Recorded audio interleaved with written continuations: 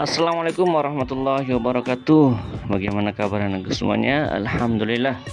Semoga pada hari ini anak semuanya dalam keadaan sehat dan tidak ada kurang satu apapun. Ya, untuk anak semuanya, sebelum kita mulai pembelajaran, alangkah lebih baiknya kita berdoa dulu. Terus nanti murojaah, karena kebetulan juga nanti pada hari Rabu insya Allah anakku semuanya akan mengikuti ujian tahfiz, dan semoga ujian tahfiznya lancar jawabnya dan tidak salah satu pun soal nanti. Bagaimana anakku semuanya? Oke, kita mulai sudah ya. Kita mulai pembelajaran. Kreativitas yang membuahkan hasil. Kita sama-sama baca ya. Kreativitas yang membuahkan hasil. Rangkaian bunga kering buatan Bu Made Yuliani memenuhi talis di rumahnya. Indah dipandang dengan aroma semerbak memenuhi ruangan. Ibu Made Yuliani adalah seorang tokoh usaha Bali yang memulai usahanya dengan mengumpulkan bunga-bunga kering yang berjatuhan di sekitar tempat tinggalnya di Pulau Dewata. Berawal dari rangkaian bunga kering, usahanya kini berkembang pesat dan menghasilkan aneka produk pewangi, sabun alami, pelembab tubuh, serta pewangi ruangan diramu dan dibuatnya dari beragam jenis buah dan tanaman. Kreativitas sangat penting dalam usaha ini, ujar Bu Made. Bunga-bunga kering yang awalnya tampak tidak menarik dirangkai kembali menjadi karya seni yang memiliki nilai jual. Lanjut Bu Made lagi. Pelanggan produk yang dihasilkan oleh Ibu Made Yuliani tidak hanya berasal dari dalam negeri, namun banyak yang berasal dari mancanegara. Oke anak-anakku semuanya, setelah membaca apa tadi, silakan anak-anakku semuanya dipahami apa maksudnya, apa tujuannya, apa mananya per kalimat, sehingga nanti anak-anakku akan menjawab pertanyaan berikut. Ya, pertanyaan pertama, apa jenis usaha yang dilakukan oleh Ibu Made Yuliani? Silakan jawab dulu ya. Yang kedua, bahan apa yang digunakan Bu Made untuk menjalankan usahanya? Yang ketiga, apa manfaat usaha tersebut bagi masyarakat dan lingkungan?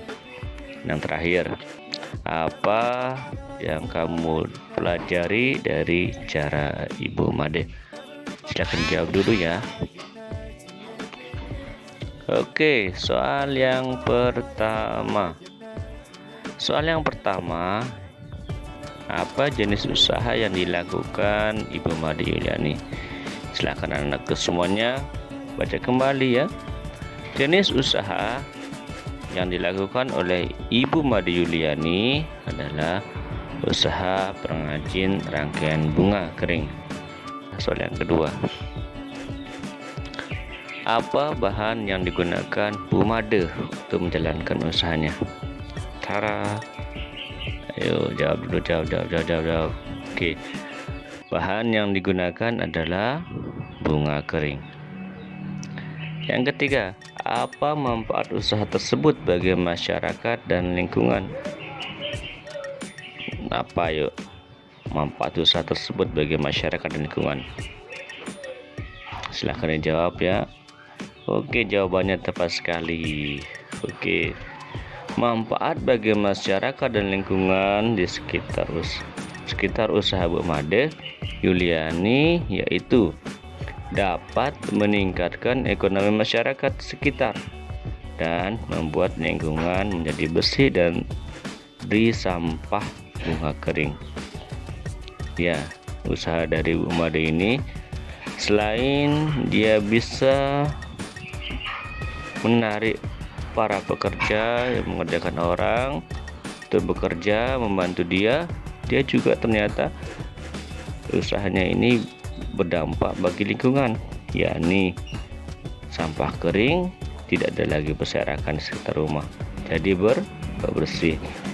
Yang keempat, apa yang dapat kamu pelajari dari cara Bu Made berwirausaha? Apa yuk? Hal yang dapat dipelajari dari cara Bu Made berwirausaha adalah kreativitas dalam mengolah sesuatu yang terlihat tidak berguna dan mengubahnya menjadi barang yang berguna serta memiliki nilai jual tinggi. Ternyata Ibu Made bisa kita contoh dan semuanya ya. Kita lihat di sekitar kita, ada sampah, sekarang ada sesuatu yang tidak berguna. Bagaimana cara kita mengolahnya sehingga sesuatu itu bisa menarik dan memiliki nilai jual yang tinggi.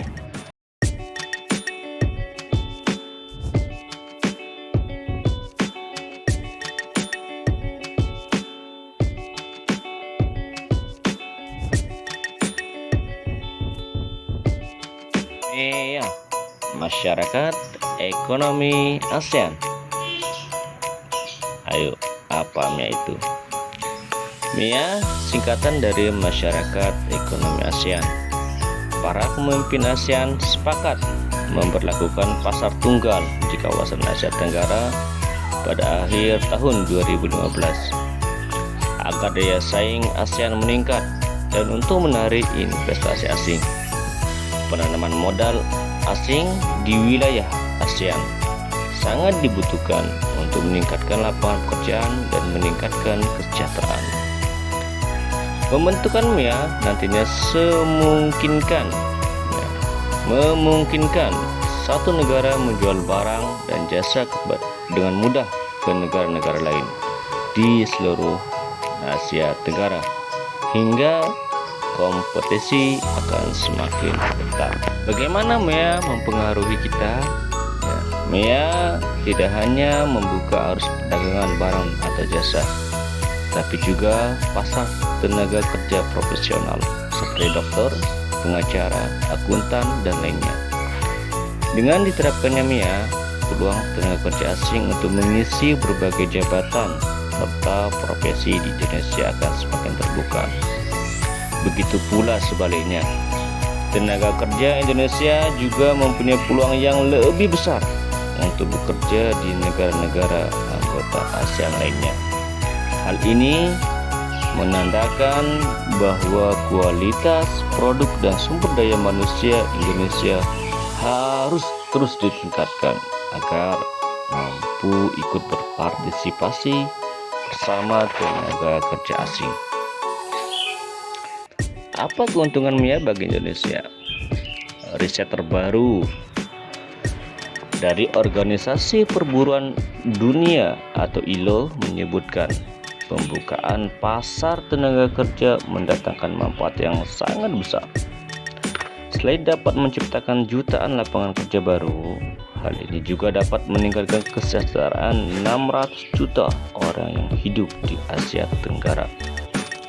ILO memperkirakan bahwa permintaan tenaga kerja profesional akan naik 41% atau sekitar 14 juta di tahun 2015.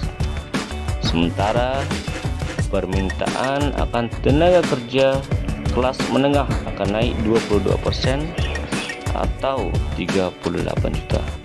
Sementara tenaga kerja level rendah meningkat 24% atau 12 juta.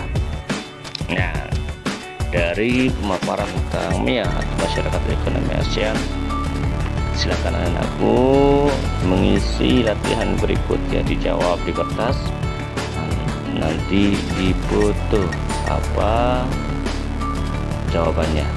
Oke, yang pertama, apa yang anak-anakku ketahui tentang MIA atau Masyarakat Ekonomi ASEAN? Yang kedua, apa yang perlu diperhatikan oleh pelaku usaha dalam menghadapi MIA? Jelaskan.